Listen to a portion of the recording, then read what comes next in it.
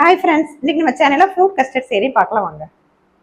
இன்னைக்கு நம்ம fruit custard தான் செய்ய போறோம். ஃப்ரூட் கஸ்டர்டுக்கு முந்திரி பருப்பை நல்லா நைஸா அரைச்சு எடுத்துக்கலாம். ஜார்ல சேர்த்துக்கிறேன். முந்திரியை நல்லா நைஸா அரைச்சு எடுத்தாச்சு.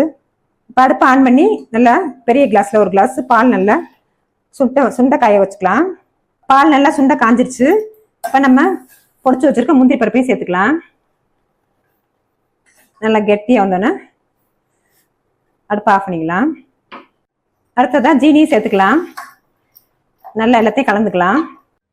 இப்போ ஃப்ரூட் கஸ்டர்ட் செய்ய நல்லா ஆப்பிள் நல்லா இனிப்பானது 1/2 கப்பு, ஆரஞ்சு பழம், வாழைப்பழம், மாதுளம்பழம், பச்சை திராட்சை, கருப்பு திராட்சை. இப்போ காய்ச்சி வச்சிருக்க பாலையும் இதையும் சேர்த்துக்கலாம். நான் இன்னைக்கு கஸ்டர்ட் பவுடர் வேறு எதுவும் சேர்க்கல, வீட்டில் இருக்க பொருட்களை வச்சு செய்யணுங்கிறதுனால தான் நான் வெறும் இதை சேர்த்துருக்கேன். முந்திரி பருப்பை சேர்த்தேன். ரொம்பவே டேஸ்டியான எம்மியான ஃப்ரூட் கஸ்டர்ட் டக்குன்னு வீட்டிலே ரெடி பண்ணியாச்சு. இப்போ இந்த வெயில் நேரத்துக்கு நல்லா சில்லுன்னு வீட்டிலே எல்லாருக்கும் செஞ்சு கொடுக்கலாம். டேஸ்ட் ரொம்பவே அட்டகாசமாக இருக்கும்.